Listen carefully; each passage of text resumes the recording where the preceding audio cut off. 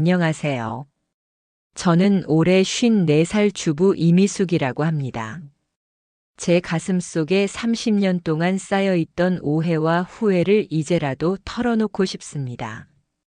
지금도 이 글을 쓰면서 눈물이 멈추지 않네요. 구독과 좋아요는 제게 큰 힘이 됩니다. 저는 26에 결혼했습니다. 남편은 착했지만 시어머니는 처음부터 저를 반기지 않으셨어요. 첫 만남부터 표정이 굳어 계셨죠. 우리 아들한테 잘해야 할 텐데 이 한마디가 전부였습니다. 결혼 후 30년. 단 한 번도 시어머니께 칭찬을 들어본 적이 없어요. 명절 음식을 정성껏 준비하면 간이 좀 세네라고 하셨고, 손주들 잘 키운다고 하면 요즘 애들은 다 그렇지라고 하셨죠. 제가 아파 누워있으면 병문안 한 번 오시지 않았고, 친정 어머니가 돌아가셨을 때도 사람 일이 다 그런 거지라며 돌아서셨어요. 저는 30년 동안 생각했습니다. 이분은 날 미워하는구나. 아들한테 어울리지 않는 며느리라고 생각하는구나. 남편에게도 여러 번 하소연했어요. 당신 어머니는 왜 저한테만 그렇게 차가우세요? 남편은 항상 우리 어머니 원래 그런 분이야. 신경 쓰지 말라고만 했죠.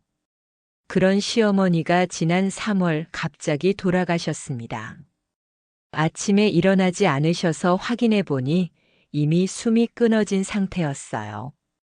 의사 선생님은 심근경색이라고 했습니다. 고통 없이 편안하게 가셨다고 했죠. 장례식장에서 문상객들은 제게 말했어요. 며느리가 효도 많이 했다던데 얼마나 슬프겠어요. 저는 그 말을 들으면서도 눈물이 나지 않았습니다. 30년 동안 한 번도 따뜻한 말 한마디 해주지 않았던 분이 돌아가셨는데 슬프지가 않았어요. 그게 더 슬펐습니다. 사람이 돌아가셨는데 눈물이 안 난다는 게. 장례를 치르고 일주일쯤 지났을 때 시어머니 방을 정리하기 시작했어요. 남편과 시누이와 함께 유품을 나누고 정리하는 작업이었죠. 옷장 깊숙한 곳, 오래된 이불 더미 사이에서 그걸 발견했습니다. 갈색 가죽 표지의 낡은 일기장. 표지가 해져서 끈으로 묶여 있었고 작은 자물쇠가 달려 있었어요.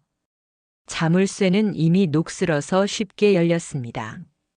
첫 페이지를 펼치는 순간 심장이 멎는 줄 알았습니다. 1994년 3월 2일. 며느리에게 미안하다. 오늘도 차갑게 대했다. 하지만 어떻게 해야 할지 모르겠다. 따뜻하게 대하는 법을 배운 적이 없다. 손이 떨렸습니다. 이게 뭐지? 시어머니가 쓴 일기인가? 다음 장을 넘겼습니다. 1994년 5월 15일. 며느리가 만든 미역국이 정말 맛있었다. 내가 평생 먹어본 것 중 제일 맛있었다. 하지만 맛있다는 말이 목구멍까지 올라왔다가 간이 좀 세네로 바뀌어 나왔다. 며느리 얼굴이 어두워지는 게 보였다. 나는 왜 이럴까? 저는 그 자리에 주저앉았습니다. 남편과 시누이도 일기장 주변으로 모여들었어요. 우리는 밤새도록 일기를 읽었습니다. 1996년 10월 8일. 손주가 태어났다. 며느리가 힘들게 낳았다. 병문안을 가고 싶었지만 발이 떨어지지 않았다. 병실 문 앞까지 갔다가 그냥 돌아왔다. 며느리를 안아주고 싶었다. 고생했다고 말하고 싶었다. 하지만 할 수 없었다. 나도 손주를 낳았을 때 시어머니한테 그런 말 한 번 못 들어봤다. 어떻게 해야 하는지 모르겠다. 1998년 2월 3일. 며느리 친정어머니가 돌아가셨다. 며느리가 울고 있었다. 등을 쓰다듬어 주고 싶었다. 하지만 내 시어머니는 내 어머니가 돌아가셨을 때 사람 일이 다 그런 거지라고만 하셨다. 나도 똑같은 말을 했다. 며느리가 더 큰 소리로 울었다. 나는 방으로 들어와서 혼자 울었다. 2005년 7월 20일. 며느리가 아파서 누워있다. 병문안을 가야 하는데 못 가겠다. 가면 뭐라고 말해야 할까? 괜찮아? 아프지 마, 이런 말들이 낯설다. 내 시어머니는 내가 아파도 한 번도 와본 적이 없었다. 나는 병문안 가는 법을 모른다. 읽으면 읽을수록 가슴이 무너져 내렸습니다. 일기장 중간쯤에는 시어머니가 며느리였던 시절 이야기가 적혀 있었어요. 1963년 1월 12일. 오늘 시어머니한테 또 맞았다. 밥을 태웠다고. 뺨이 부었지만 거울도 볼 수 없다. 거울을 보면서 화장하는 건 건방진 며느리가 하는 짓이라고 하신다. 1964년 8월 5일. 아이를 낳았다. 아들이다. 시어머니는 병문안도 오지 않으셨다.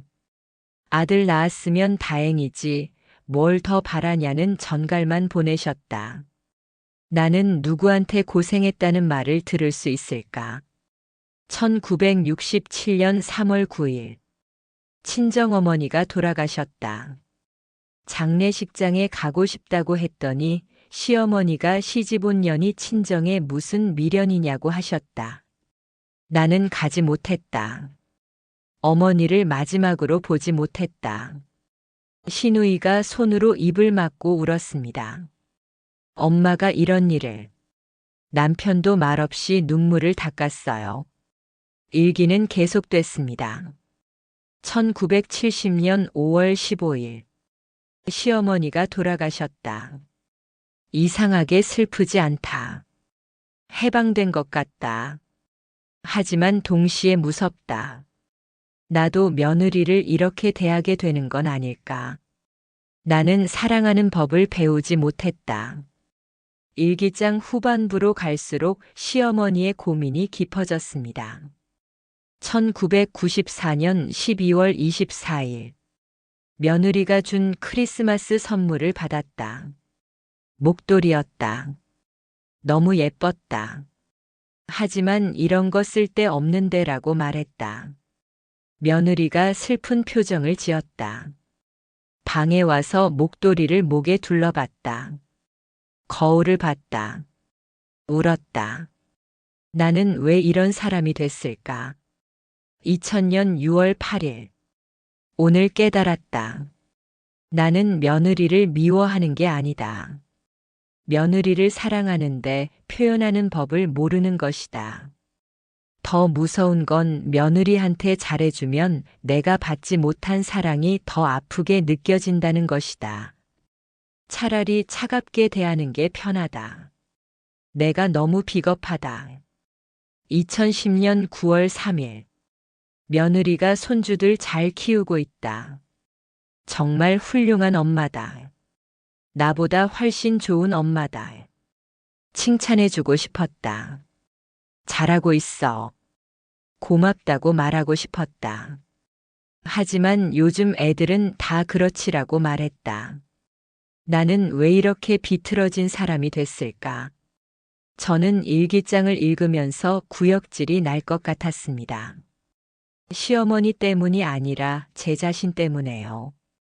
30년 동안 저는 시어머니를 미워했습니다. 차갑고 냉정한 사람이라고 생각했죠.